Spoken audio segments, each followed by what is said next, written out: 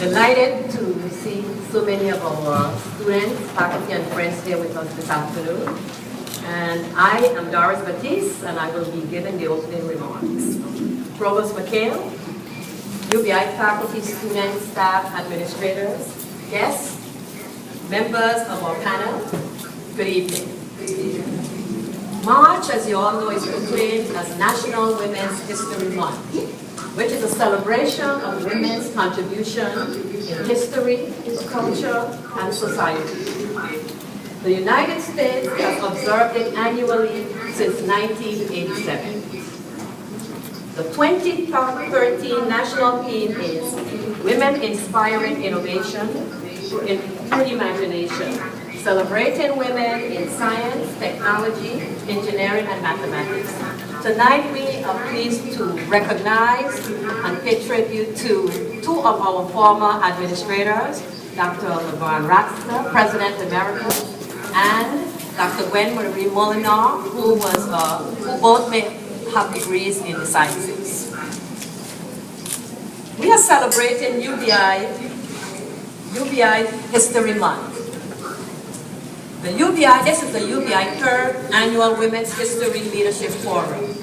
The purpose of this forum is to recognize, in addition, the accomplishments of Virgin Islands women, to empower our female students to realize their potential, and to bring to the forefront issues in this society that affect all of us, particularly women. The theme is Women's Perspective on Black Males in Crisis. I'm sure you will find this topic very engaging. This program is sponsored by the St. Thomas Campus Division of Student Affairs. As you all know, there are many challenges that continues to affect women in this country, such as equal pay, leadership, politics, and social justice. 100 years ago, this month, women across the nation marched in Washington, D.C., demanding the right to vote. Although it took 7 years before the women gained this right, their voices were heard. Many have asked me, why are we doing this forum? What do we hope to accomplish? It is our hope that it will raise the consciousness about the issues and other issues that affect us in this community. The crisis with our young men is serious and requires ongoing dialogue and bold strategies.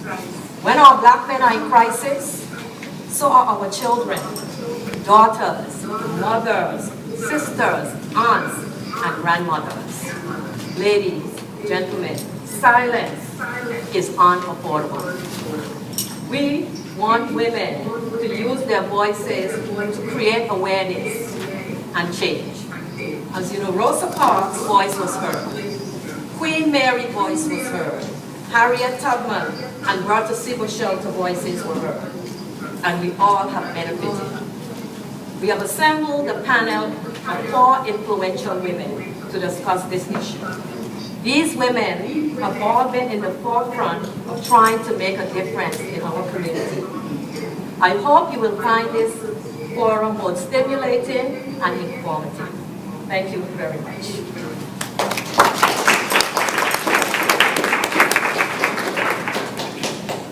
This evening, we have 4 panelists, and we are waiting. We will begin, and Dr. Todman is on her way and will join them. Oh, you came. Oh, I apologize. I didn't see you too. Came in so quietly. Thank you. At this time, it gives me great pleasure to introduce to you our interim provost, who has been with us as a professor, then dean, and now interim provost of the University of the Virgin Islands. Please put your hands together and welcome Dr. Camille McHale.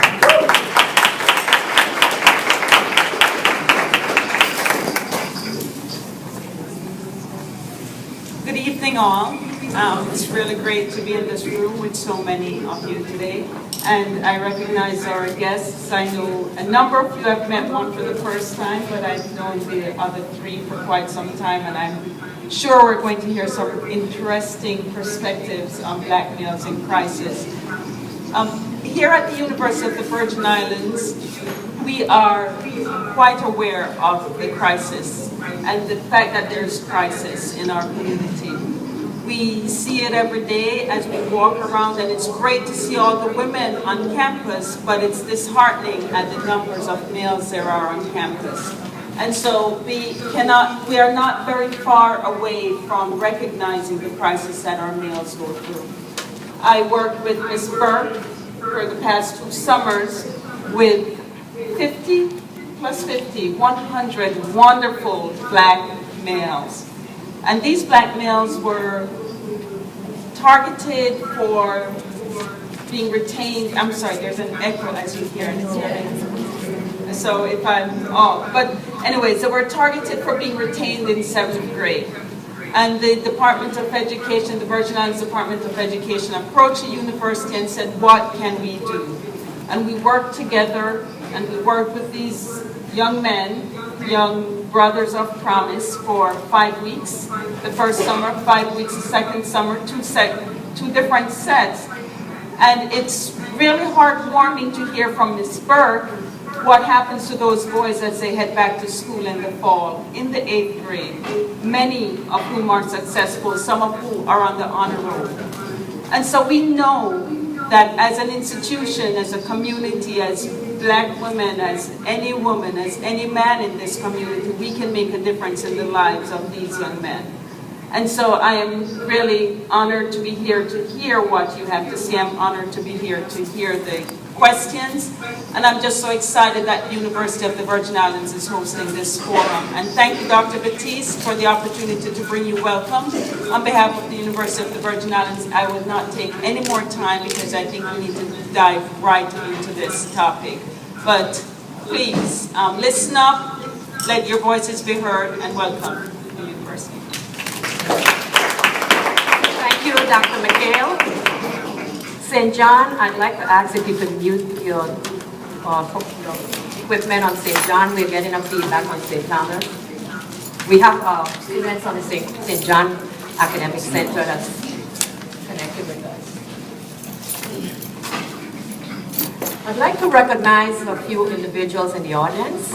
First, I'd like to recognize all of our administrators. I see Dr. Mills. Thank you for coming. I see Dr. Haptis from the Center for University of the Virgin Islands USED program. I see Dr. Judith Edwin in the back. Thank you, Dr. Allen from Access and Enrollment Services. I also see Dr. Marilyn Hall, wife of President David Hall. Thank you for being here this evening. All other administrators, if I missed anyone, my apologies. But I'd like to again welcome all of you to the 3rd annual forum at the University of the Virgin Islands. At this time, I would like to mention that we do have door prizes, which will be raffled at the end of tonight's forum, but you have to be here to win it. You have to be in it to win it. So if you're not here, you're not going to be able to win the prize. So I hope that you will stay with us until the end. We also have a prize for the class that's here with the largest percentage of students attending. So I ask that the class that you take in all the information that you can take back to your professors when you meet with them or later this week. Thank you again for being here. I would now like to introduce the moderator for this evening, who will introduce the panelists and will begin the questioning of the panelists. So, Dara Cooper of the Extension Service. Please put your hands together.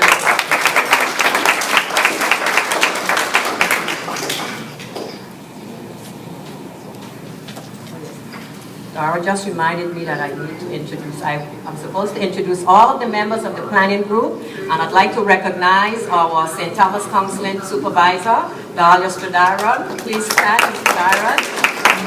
I'd like to introduce also Rhonda Herbert, our Health Services Supervisor.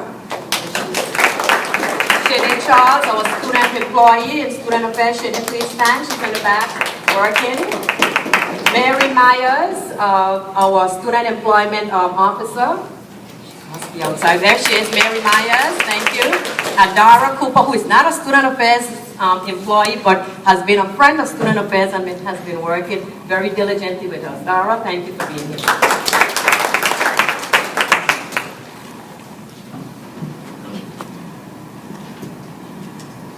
Good evening, once again. And I know we're very, very eager to get into this. learn a little bit about our panelists. This is the third annual Women's Leadership Forum sponsored by the Division of Student Affairs. And this particular theme, Women's Perspective on Black Males in Crisis, is one that's very, very near and dear to a lot of our hearts. So I'm sure there'll be lots of perspectives that need to be shared, and we'll do it as much as possible in a timely fashion. So we'll have some assistance with the SGA president here, who will be assisting us with keeping time. So as much as possible, as much as we would like to share, let's do our best to collaborate with this. We have 4 females representing different professional fields in the Virgin Islands. And if you look in your booklet, for those of you that got one, you'll see their bios in there. And I'll just review them very quickly. And I'll just a note of the house right now, all cell phones, if we could possibly, please put them on vibrate or silent, whatever it might be. A moment for that.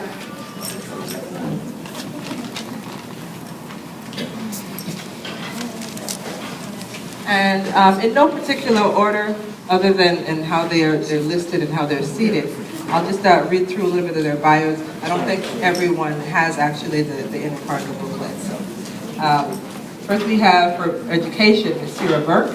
As an employee of the Virgin Islands Department of Education, Ms. Burke has served in various capacities to include teaching science to 7th and 8th grade students at the New Horizons Alternative Program, intervention specialist, Program Director of the Edith L. Williams Alternative Academy, and currently Director of Intervention Services for the St. Thomas St. John District. The common factor in all of these positions is being granted the opportunity to make a difference in the lives of our children. To Ms. Burke, the efforts made in helping the children whom she serves are not only her duty, but her calling. Ms. Burke has focused her efforts in working with high-risk youth. So that's Ms. Cira Burke.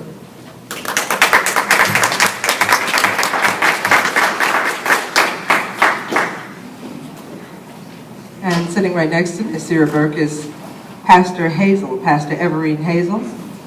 And Pastor Hazell is a mighty woman of God with a prophetic anointing. Additionally, she functions as a psalmist, counselor, teacher, guest speaker, and conference host. She has held many leadership positions throughout more than 30 years in ministry, such as youth pastor, music coordinator, praise and worship leader, and Sunday school teacher. Pastor Hazell worked for the Center for Independent Living, a private nonprofit organization, as an advocate for the disabled.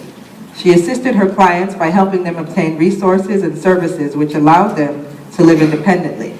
She also worked for the Southeast Regional Center with the Department of Education as the local area coordinator of drug-free programs that provided intervention and prevention services as well as trainings. She is currently employed by the Department of Education, where she has worked for the past 20 years as a prevention assistant and school counselor. Again, let's welcome Pastor Hazell.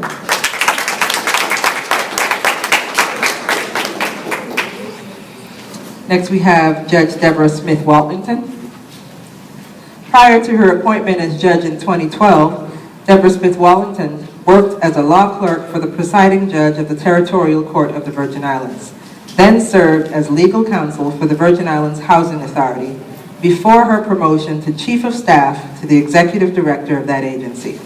In 2003, Judge Watlington became a Territorial Public Defender, and in that capacity represented indigent persons charged with criminal offenses. She demonstrated a particular affinity for juvenile cases and recognized the critical issues facing young people and the connection between education, crime, and our quality of life. She was promoted to Chief Territorial Public Defender in 2010 after serving offices supervising attorney. In 2012, she was appointed as family court judge in the Virgin Islands. Please welcome.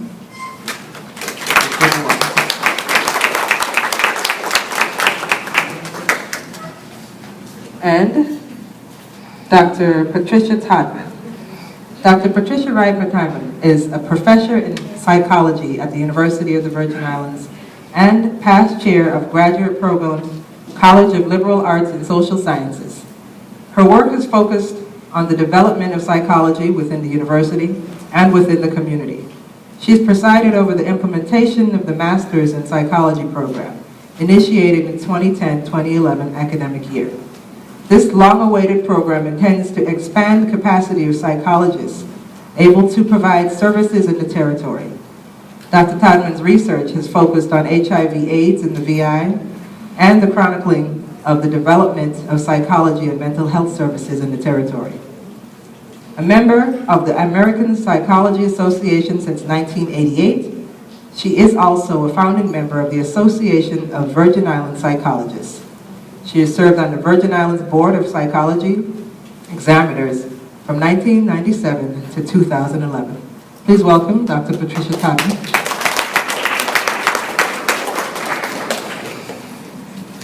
And this is how the format of the program is going to run. Each panelist will be asked some general questions, a couple general questions, and some pointed questions.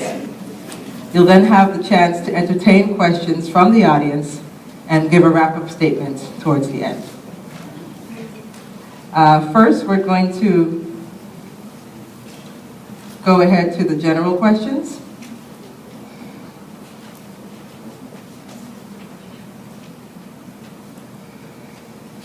And we can start from left to right, right to left, just the same way that we went in the order of pretty much we can go left to right, actually. So the general questions are more personal, and the more specific questions will get deeper into your profession.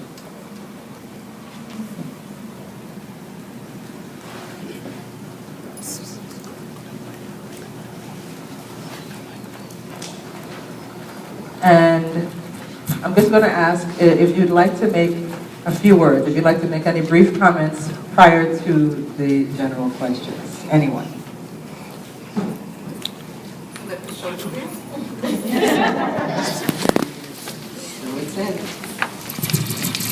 And can we just do a test of the mic? Thank you.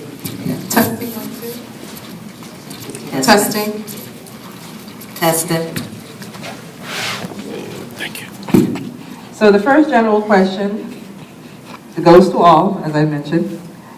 What do you see as some of the problems or issues facing young black men today in the Virgin Islands? Good evening, everyone. It was working, it's not working now. Here's the other one. Let's hear the other one. Again, good evening, everyone.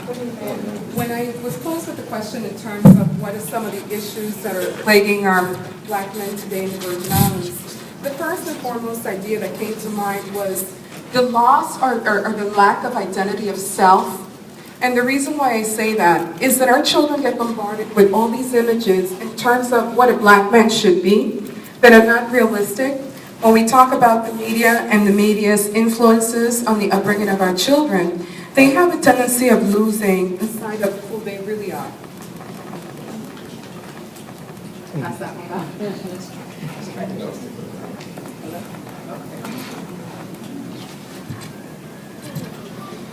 Let's try this again. In and out. Okay? All right. Well, the cell phone now has it. So. Anyway, as I was saying, it's more of a I look at it from a psychoanalytical perspective. Maybe I just need to use my teacher's voice. Yes. All right? And let me just stand into my thing, because obviously it's not working. Okay. All right. As I was saying, when we're asked in terms of what are some of the problems and issues that young black males are facing here in the Virgin Islands specifically, in working with our children, one of the things that has struck me the most as being an outstanding issue is the lack of sense of identity, knowledge of self. With the media constantly bombarding our children with images in terms of what a black man should be, it gives us a false pretenses in terms of what is really constitute a black man. When I ask my student, who are you? A, I'm from Savannah. A, I'm from Housing. A, I'm from the Ragdaman. But still never actually answering the question, who I am. Which brings me to the point of, if we instill in our children a great sense of self, starting with the spiritual upbringing, understanding that we are greater than just living people, that we have a greater sense of connection, a spiritual connection, then that allows us to be grounded in our faith. Our young black men right now have lost that. Somewhere along the line, we have lost that sense of connectedness in terms of, I am a spiritual person first. A man is mind, body, and spirit. However, our children don't understand that. So from my side, I'm looking at it as if I'm supposed to be influencing our children, the most important element is for me to transfer the thought that a man is mind, body, and spirit all connected into one. Unless you identify in terms of who you are, there's no lesson that I can prepare, there is no course that I could offer you, there is no program that I can have you be involved in, because you're still lost because you don't know who you are. And unfortunately, we as parents, we as educators, we as community stakeholders have kind of pushed that aside.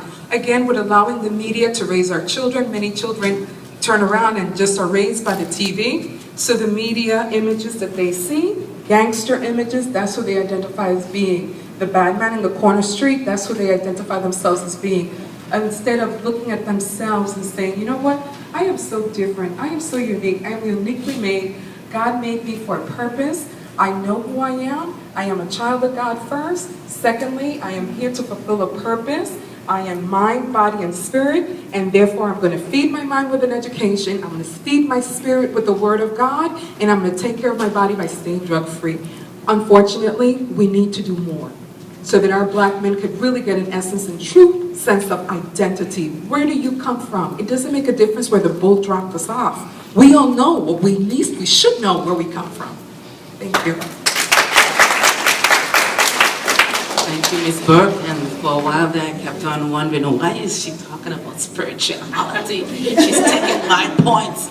Anyway, I'm going to approach it from the spiritual side. And I had some of the things that she spoke about. So since she did such a good job, I'm just going to go straight into talking about the fact that the problems that face our young black men today, I would say, is a lack of spiritual identity. That's just first and foremost.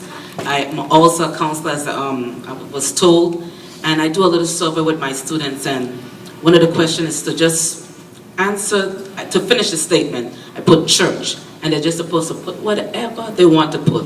I said there's no right or wrong answer. For the majority of students, a place I've never been, boring, holy. Some have left it blank, although I tell them not to put it blank. So then they'll go back and then they'll put a question mark, meaning they don't know what church is, what church is to them. And when I see that, that's when I have to switch roles as a counselor and tell them, I say, well, I know this has nothing to do with what I'm doing right now, but I'm also a pastor. And the reason why I ask that question is I just need to know where you're at. And I look back in our society and I realize that we really are losing our males, and not just our males, but our young people, because we were a society that we went to church. We were sent to church. Even if our parents didn't accompany us, we were sent to Sunday school. We had a fear of God.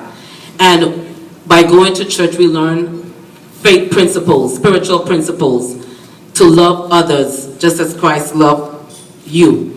And so therefore, you begin to find out that it's just not all about me. We're raising young people who are totally self-centered. They have no other point of reference. Me, me, me, me. Don't know that there's a higher being, someone else that they can put their faith and confidence in to see them through, to help them to love themselves and also love others.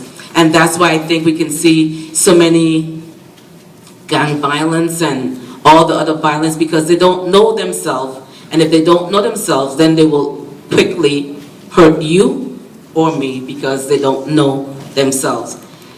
And so we definitely have to, mothers, women, fathers, brothers, uncles, it truly takes a community to raise a child, a family.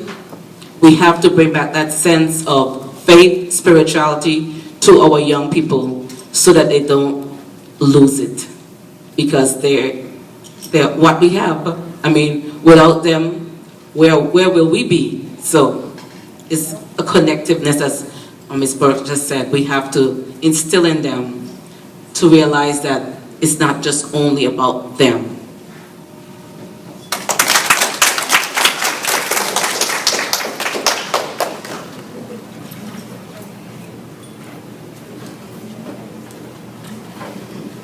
Good evening. I think this evening we're probably preaching to the choir. But I think it needs to be heard. It needs to be repeated. And I know many of you are probably saying we've heard all this before. But one thing that the two prior speakers have said that I think I also had on my list is that of identity. I think our males are having an identity crisis. And I won't take the spiritual perspective, since that has been adequately addressed, but I would take the historical perspective. And just today, while performing my judicial duties, it occurred to me that many of our young people do not know their history. They do not know some of the significant male or female historians in the history of the Virgin Islands. And it occurred to me that maybe that's one of the things that maybe I can start requiring of them, that they do some reports or do some research in regards to their history. Because I truly believe that because they don't know their history, they don't know their past, they don't know why things exist the way they do today, and therefore they don't know what their future is. They have no plans for the future. Our young people seem to have a sense of hopelessness. They not only think of themselves, but they think only of today. And quite frankly, I continue to say, and I see it every day, that our biggest problem with our young people are their parents.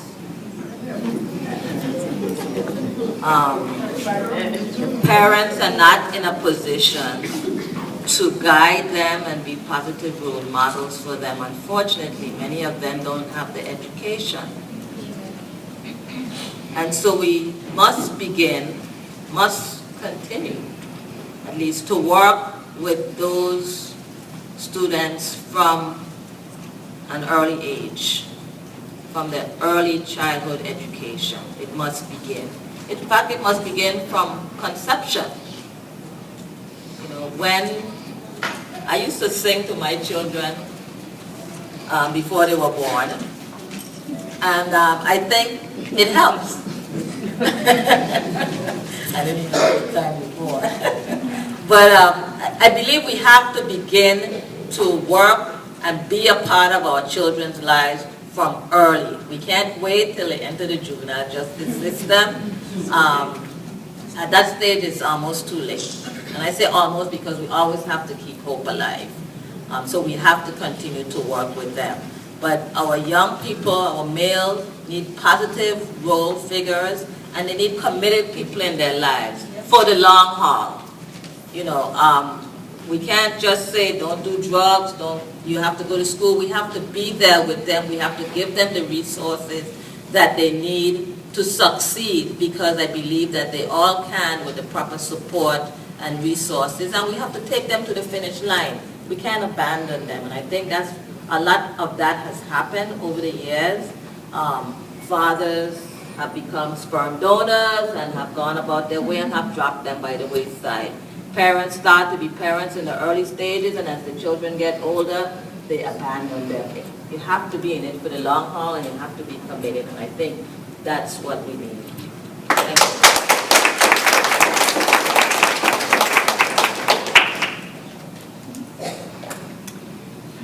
Thank you. I would certainly echo a lot of what's been said.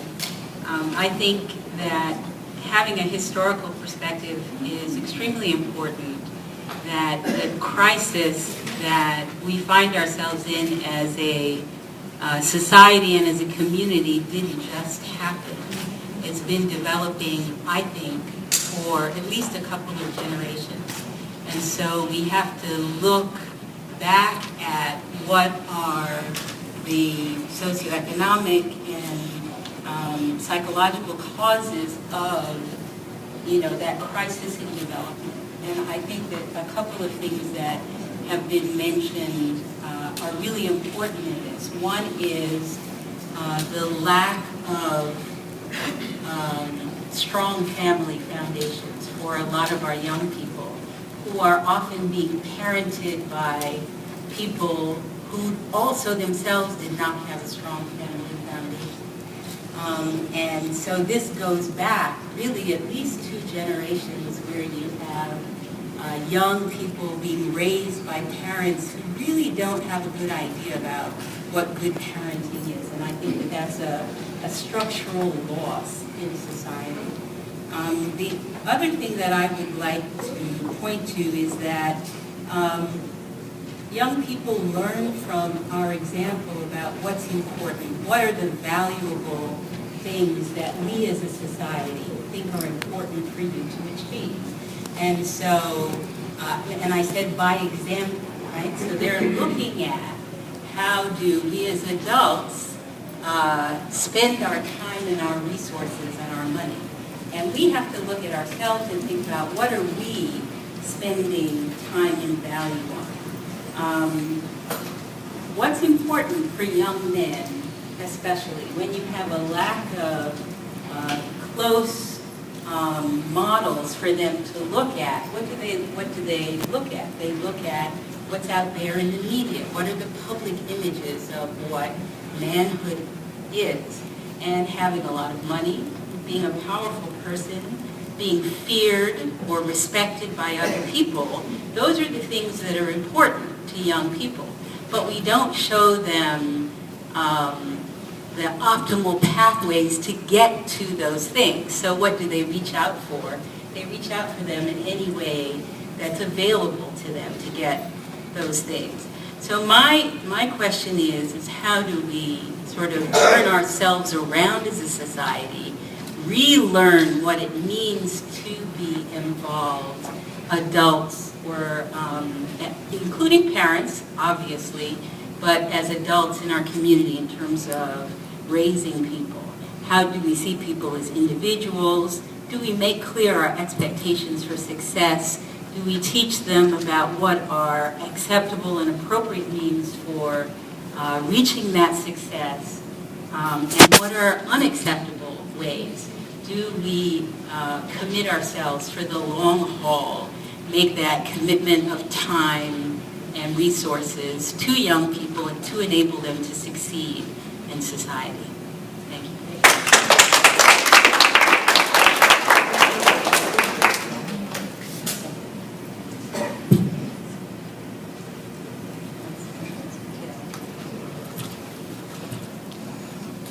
Okay, can you hear me in the back?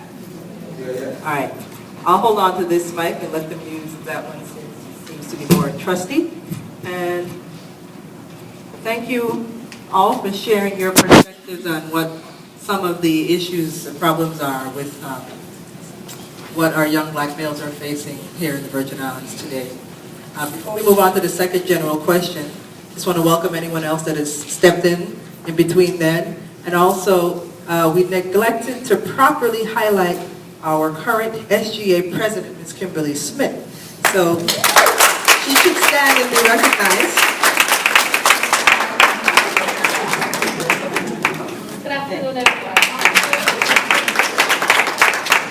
And I also take this moment to thank the members and the students of WUVI for recording this entire session, which will be re-aired at a later date, as well as those other in media, TV2 and others who are here from the Department of Education and so on, that are helping us to document this very important subject matter.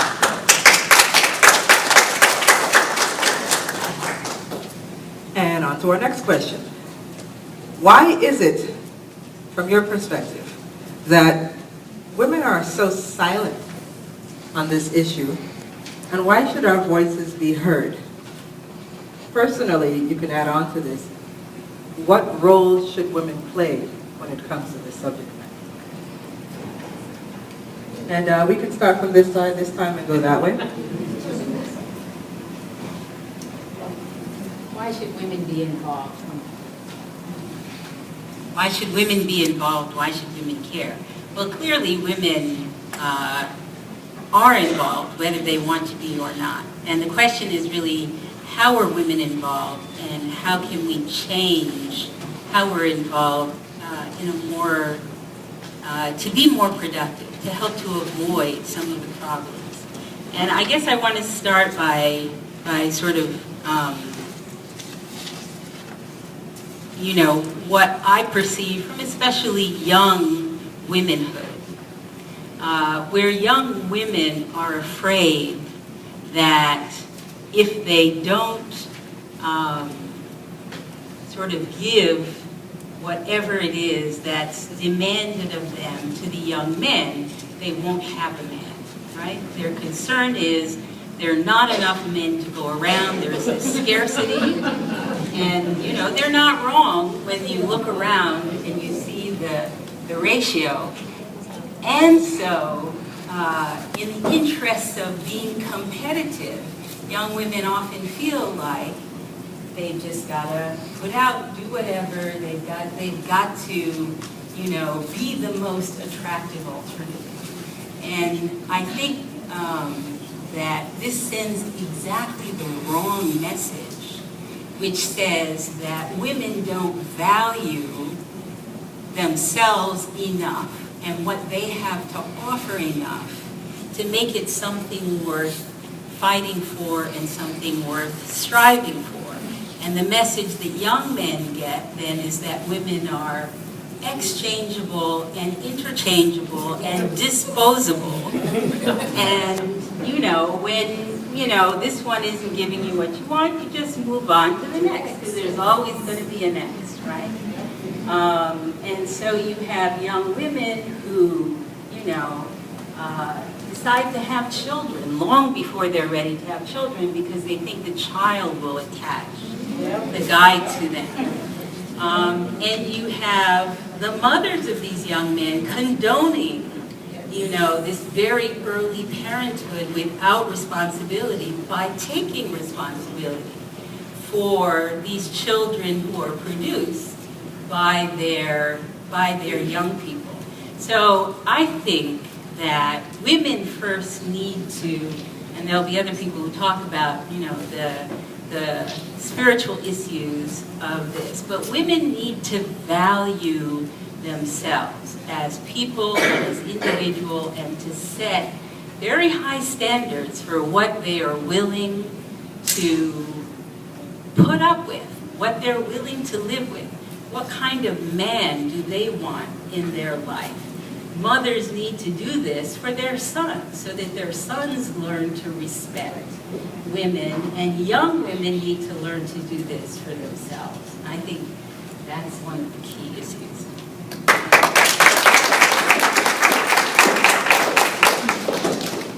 If I can say that great minds think alike. So much of what Dr. Todman has said,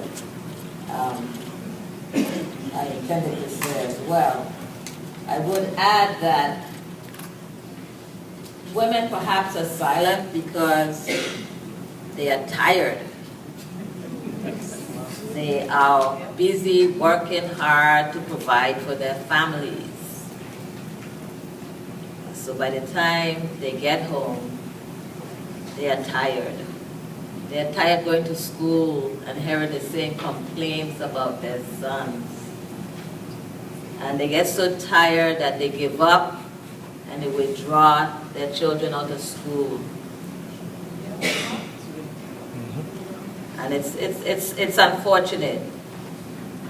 But on the other hand, women are also enablers and make excuses for their sons and children in general.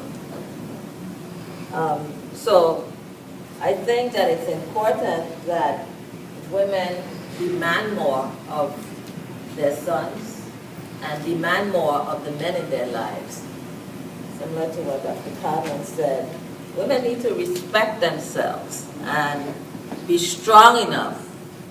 Women have for decades been the pillars of the community, and but for some reason our feet buckle when the men come around. But women must stand strong and they must respect themselves. And I believe that children often model and mimic what they see. And if our women are strong, our mothers are strong, our sons also will be strong, and the males in our lives will be strong. They will respect themselves because their mothers respect themselves. Mothers who allow men to come into their homes who are not the fathers of their children. They go in and out, several men, really send the wrong messages, not just to their daughters, but also to their sons, because their sons will turn around and do the same things that they see. So, I think it's about respect.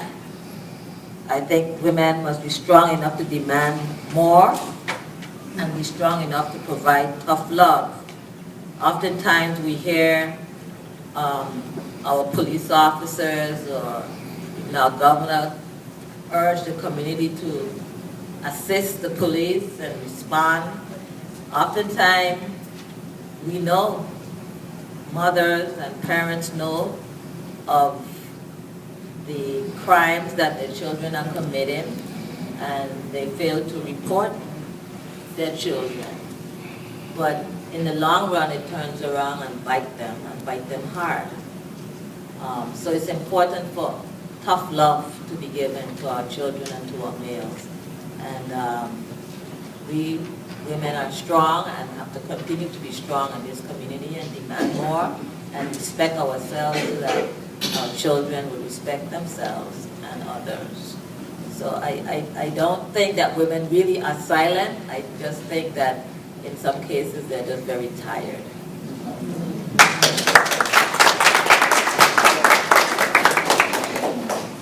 I'm going to pick up right where she left off and talk about how, no, we are not silent. I think mostly we need to be empowered. The ones who might be seemingly silent, yes, may be tired, but also lack empowerment. They don't know how to do it, how to represent their child. And we in the school system, we've seen this so many times. And I'm so glad now for the Parent University, and I believe that that's one of the main focus that they're doing. They're empowering the parents to take an active role, to have a voice. And as someone said earlier, you said that we're speaking to the choir. Most of the people who are here represented know this. The people who need to know it may not necessarily be here. So we urge you to take this back to them. Help empower them. Tell them that they have power, they have strength. They just need to know how to. So please help them. So they're not silent. Just a little scared and a little tired. Again, I have to go from the spiritual point of view, and the Bible talks about training up a child in the way that they should grow, and when they are old, they will not depart from it. That is the word of God. And if you train up a child when they're young and tell them what they're supposed to do, trust me, they will try. They will try, and walk and do every little thing that you told them not to. But afterwards, the words come back to them, and they go, well, my mom told me not to do this, my dad told me not to do this. They remember. It catches them sometime in the future, but they come back to their senses. We were like that also. We all might be acting like we're grown and we didn't do it. But we did things that our parents told us not to. But we were trained right. We were brought up right. And so we fell back to those good principles. And so we're asking parents, mothers, those who have a voice, to continue the conversation, to continue doing what you're doing. Many times in working in the school system, you might seem as if like you're coming up against a brick wall and you're wondering if you're making an impact. And you're wondering if is it getting through to them. And one will come back and let you know that it was worth it all, that they heard you. I got a text earlier today, this afternoon, just before I came here. A young man, when over 10 years ago, was just an ordinary young man into gang violence, into the gangs, but still had a fear of God because he went to church, went to confirmation class. He even jokingly told me that, he said, one day I'm going to preach, Mrs. Hazell, one day I'm going to preach. And got into trouble in high school, but when he was going before the court, probably you weren't there then, but before he had to go to court, he found his way to church. He's like, Miss Hazell, you got to pray for me because I don't want to go to YRC. We prayed for him. God worked it out. He didn't go to YRC. Then, later on, he got into some more trouble, but he straightened his life around. He just got his act together, went away, and I told him, I said, whatever you need, always call me.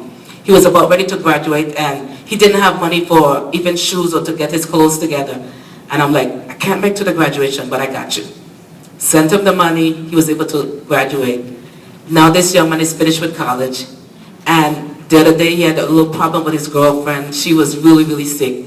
He remembered principles. Again, what I said before, I have somebody who can pray. He called me. He said, Miss Hazell, I should have called you from a long time ago. My girlfriend is sick, she's sick bad. Please pray, please pray. Prayed for him. He called me today. Actually, he texted me because I didn't get this call. He said she's doing much better, she's coming around. Thank you for your prayers. They remember, train them up in the way that they should go. It might seem like you're losing them. You might lose some, but you won't lose all.